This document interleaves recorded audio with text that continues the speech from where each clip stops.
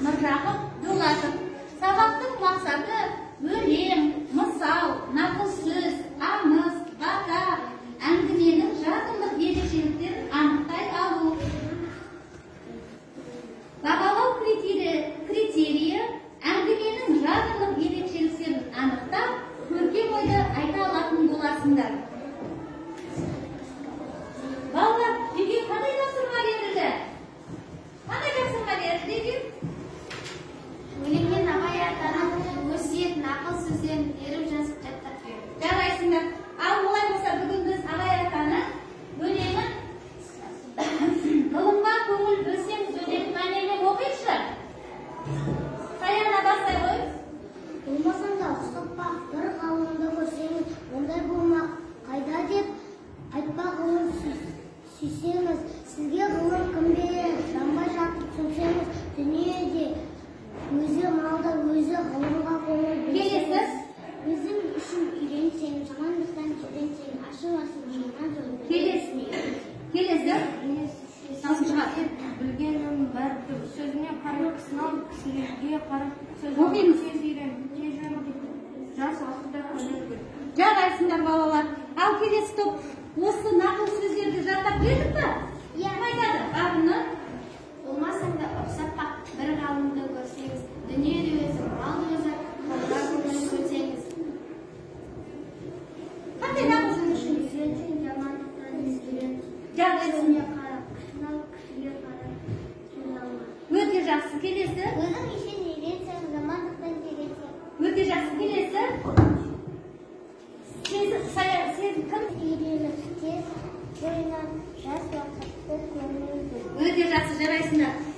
Жас кезде көңіл бөлу. Неге көңіл бөлу керек екен жас кезде балалар? Кім айтады? Жас кезде неге көңіл бөлу керек екен?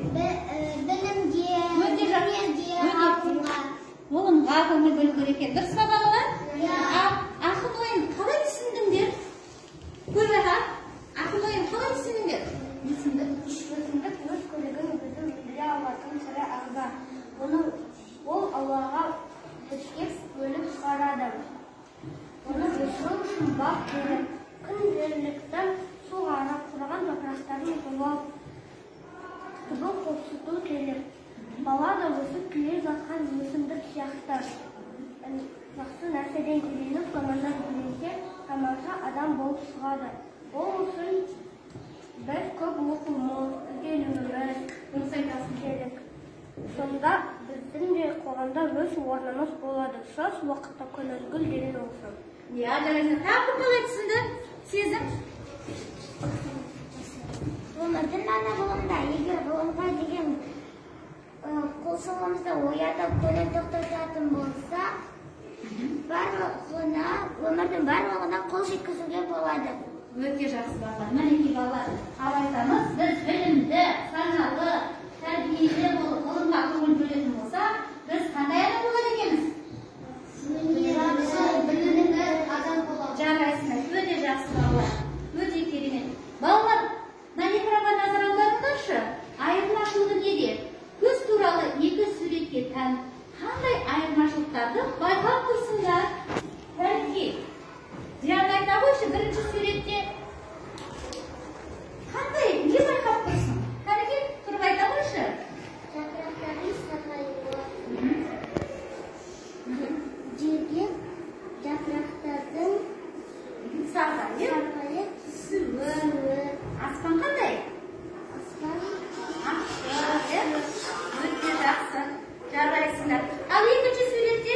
Ал екінші суретте жапырақтардың беретісі күз уақыты келгенін білдіреді. Кім айтып береді? Аспан күңгір, күннің көзі күңгір. Қоңыр түсті басым күзгі орман бейнеленген. Дұрыс айтасыңдар балалар. Екі суретте де күз мезгілі бейнеленген. Осы суретте ортақ қасиет бізде балалар, бірінші суретте ашық түс көп пайдаланған, екінші суретте қою түстерді пайдаланған. Сондықтан біз бірінші суретті алтын көз, екінші суретті қоңыр көз деп атаймыз. Ал енді оқулыққа назар аударғанымыз балалар, аяқталмаған сөйлем деген. Бұл жерде нақыл сөздерді біз, мақал мәтелдерді біз не істеуіміз керек? Жалғастыруымыз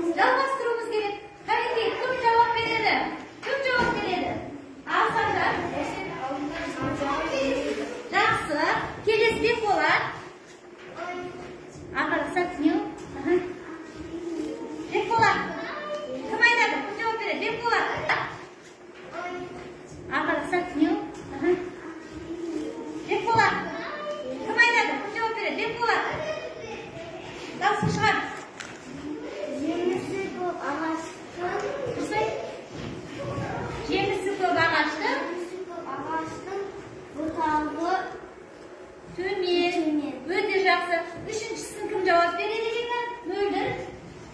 Күзде мұңдан болады. Иә, толық оқимыз. Көктемде түскен бірді, күзде мұңдан болады. өте жақсы. Жарайсыңдар балалар. Осы нақыл сөздерде біз бала күзге қатысты қандай сөздерді көріп отырмыз? Соны талайшы кәлекей. Ал бағындыр айта қойшы. Нөсер. Тақтада тұқы нөсер. Сосын? Нөсер, жеміс, найзағай. Сосын күзде Мұңдан болады. өте жақсы бала. Бұл қандай сөздер екен? Қай мезгілде қолданылатын сөздер? Өте жақсы. Міржақып Дулатов қазіргі Қостанай облысының Жангелді ауданында Қызылбел ауылында дүниеге келген. Ол шығармаларын түрлі жанрда жазған. Бақытсыз жамал атты шығармасы қазақ әдебиетіндегі тұңғыш роман болып саналады. Алғашқы кітабы Оян қазақ. Мінекей балалар, автормен таныс болдық. Енді мәтінге қараймыз, оқуларыңыздағы. Мәтінді түсініп оқы дейді. Кәдімгі екі оқушы оқып жіберейікші, кім оқиды? Санжар бастай қой. Міне күз келді, анда-санда таңертең салқын болып қояды. Аспанда бұлттар қаптан сіркіреп, жаңбыр да жауып тұр. Маса шыбын құрт-құмырсқа жоқ болып кетті. Құстар жылы жаққа ұша бастады. Қарлығашы көктен көрінеді. Аспанда тырналарда тізіліп ұшып барады. Ағаштардың жапырақтары сарғайып түсіп шөпке де құрап қалған. Егіншілер астығын жинап алыпты. Жарайсыңдар балалар. Мәтін не жайында екен балалар бүгінгі? Күз жайында екен. Олай болса да сендер не? Атмосфера орнату. Осы күз мәтінін оқып шықты. Түсіндік па күз мәтінін? Ал енді осы атмосфера орнату күз әңгімесін иллюстрация нұсқасымен салыстыра отырып, қандай ортақ белгісі бар екенін табамыз. Сендердің алдарында тест тапсырмалары бар. Осыны мен оқып тұрамын. Келе осы тест тапсырмасына сол жауапты жазып оқисыңдар. Дайындалыңдар балалар. Иллюстрация дегеніміз білеміз. Ол ненің суреті? Оқулықта берілген. Күздің дұрыс айтасыңдар. Күз мезгілінің суреті берілген. Күз мезгілінің суреті берілген балалар. Енді оқимыз. Әңгіменен иллюстрацияны салыстырасыңдар. Екеуінде де кездеседі. А. Егін. Б. Сарғайған жапырақ. Құстар. Белгілейміз. Тек қана белгілейміз. Жарайсыңдар, белгілеп болдық па? Міржақып Дулатовтың күз әңгімесіндегі ақпаратпен танысамыз, сұраққа жауап береміз. Бірінші ақпараттарды оқимын, қарап отырыңдар тестеріңе. Әңгімеде кездесетін ақпараттар: аспанда бұлттар қаптап, жаңбыр сіркіреді. Құстар жылы жаққа ұша бастады. Ағаштар жапырақтары сарғайып түсіп жатыр. Егіншілер астығын жинап алды. Сұрақ оқимын. Берілген ақпаратқа сүйеніп, шығарманың негізгі идеясын анықтауымыз керек. Пән А. Күздің келуі, табиғаттағы өзгерістер. Б. Құстардың жылы жаққа ұшып кетуі. Өзіміз белгілейміз. Бастапқы уақыт кешті. Келесі бізде күз әңгімесін оқып шықтық. Әңгімеден 3 жанрлық ерекшелігін табамыз. А. Поэзиялық шығарма. Б. Прозалық шығарма. С. Оқиға қара сөзбен баяндалған. С. Сюжеті көлемді. Е. Көлемі шағын. Бұл жерде 3 жанрлық ерекшелігін табамыз. Уақыт кетті. 3 жанрлық ерекшелігін белгілейміз тесттен. 3 жанрлық ерекшелігін белгілейміз. Белгілеңдер балалар. Белгілесеңдерші. Үшеуін табасыңдар. Үшеуін табамыз. 3 жанрлық ерекшелігін табамыз. Тынышталамыз.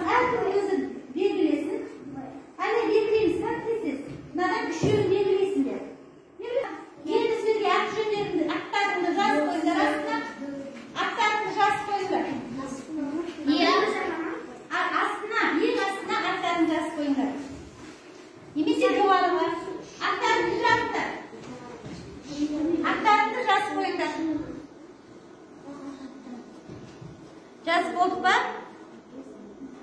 Біріншісінде А нұсқасы күздің келуі және табиғаттағы өзгерістер екен. Міне, әңгіменің негізгі идеясы ашылды ма балалар? Әңгіменің негізгі идеясы күздің келуі және табиғатты өзгеруі екен. Келесі бізде тапсырманың дұрыс жауабы. Б. Прозалық шығарма. С. Оқиғаның қара сөзбен баяндалған. Е. Көлемі шағын екен балалар. Дұрыс берілген оқушылар қол көтерейікші кәдеге. Өте жақсы. Жарайсыңдар балалар. От шашу біздің балаларымыз өте жақсы. Жарайсыңдар. Әдебиет ортасы. Мәтінге сүйеніп, кестені толтырамыз. Барлықтарында кесте бар ғой? Алдында қолдарына кестені қолымызға аламыз. Бұл өз тақырыбындағы оқыған жаңағы мәтінімізге сай келеді. Күзгі жапырақтар жазылды. Уақыт кетті. Жәндіктер, құстар, ағаштар күзде еңбек жайында жазамыз. Уақыт кетті балалар. Күзгі жапыр сіздің кірер жауады. Жәндікте маса, шығын, құмырсқа жоқ болып кетеді. Құстар жылы жаққа ұшып кетеді. Ағаш жапырақтары сарғаяды. Күзгі еңбек егіншілер асығын жинап алады. Өте жақсы, жарайсың. Керемет жазды. Кім оқыған, кім оқиды? Күзгі заңбар, ләззағымен, қат жауады. Жәндікте маса, құмырсқа, шығын жоғалады. Құстар жылы жаққа ұшады. Ағаштардың жапырақтары сарғаяды. Күзгі еңбектен маңға ауысымарды терек алып қағайындалады. Өте жақсы, жарайсыңдар балалар. Келесі тапсырманы орындаймыз. Мәтінде берілген сөздердің синонимін тап дейді. Енді біз оның алдында синоним деген не? Есіңізге түсірейікші? Айтпақшы. Сөздердің мағынасы бірін-біріне жуық сөздерді Мағынасы жуық сөздерді синоним деп атайды. синоним деп атаймыз. Жарайсыңдар балалар. Олай болса, кейде деген сөздің мағынасы синонимі Анда-санда. басқа оқушылар кім айтады? Ғайып болды деген жоқ болып кетті деген сөз. Дұрыс. Ғайып болды деген не екен сонымен балалар?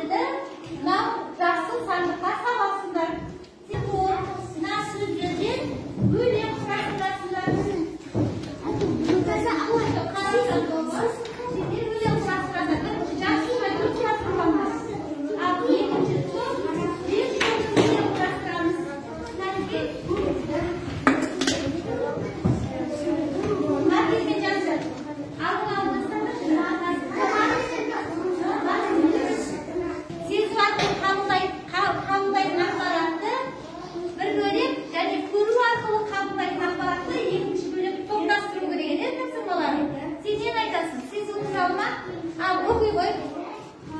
Дауыстап оқы.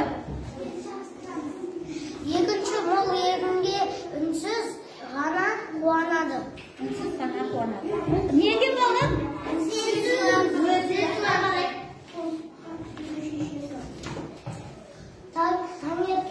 Таңертеңгі салқын ауа. Оны не істейміз біз?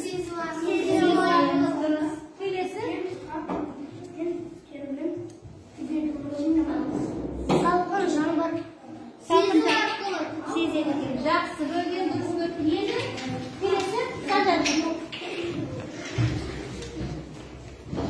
Тырналар тізіліп ұшты. Тырналар тізіліп ұшты дейді. Көреміз. Жапырақтар сарғаяды. Оны көреміз. Жапырақтар сарғайған көреміз. Дұрыс айтасыңдар. Құрт құмырсқа үндеріне тұлды. Құрт құмырсқа үндеріне тұлды. Не істейміз біз? Дұрыс аттарған от шашу арқылы бағалап қояқшы. Жақсы. Келесі ұшамыз. 5 жолды өлең құрастырады ма? Тыңдаймыз. Бір зат есім, көз, екі сын есім, қызғылт және сары, үш жетістік сарғаяды, пісерін салқындайды, сөйлем құрастыру, көз тартады, айдырақ, синоним, мезгіл. Мезгіл. Дұрыс па балалар? Өте керемет. Үшінші топтың тапсырмасы келіңдер. Қарасы күстелді, топырақ сауыпты ізгерді, құс біткен керуен түзеді, қара бұлт қабағын киеді. Дұрыс па балалар? Бағалап қояйық. Өте керемет жарайсыңдар балалар. Олай болса, балалар, біз математика сабағына қандай тақырыпты өттік? Біз өлшем және теңге, бөлтен, бөлу деген сабақ өттік. Бір жылда неше ай бар? Кім айтады? 12 ай бар. Бір жылда 12 ай бар. Ал бір жылда неше мезгіл бар? 4 мезгіл бар екен. Осы мезгіл 12 айдың нештен күз айы, 12 айдың нештен бір бөлігі? 12-ден 4 бөлігі күзді құрайды екен. Түсінікті ғой балалар, иә? Бүгін біз балалар бүгінгі сабақтан енді не алдық, соны қорытындылап жіберейік балалар. Жарайды. Балалар, бүгінгі сабақтан не алдық? Есіңізге түсірейікші. Бүгінгі сабақ сіздерге ұнады ма? Қандай әсер алдыңдар бүгінгі сабақтан? Және нені үйрендік? Күз айларын Стоппен жұмыс істеген. Бұрамен жұмыс жасау ұнады ма саған? Нені байланыс жасайсыңдар? Мұғалімге SMS деген балалар. Түсінікті ма? Кәнекей, бұнда не істейсіздер? Бүгін мен білдім. Нені білдім? Соны жазасыңдар. Бүгін мен маған қиын болды десеңдер, қиыншылықтарын жазасыңдар. Бүгін мен тапсырманы оңай, әрі тез орындадым десеңдер, осылай маған SMS жазасыңдар. Неге? Жапырақтарыңды алыңдар да, сол жапыраққа жазыңдар. Артына жазамыз, жапырақтың артына жазамыз. Жазыңдар соған. Кәнекей?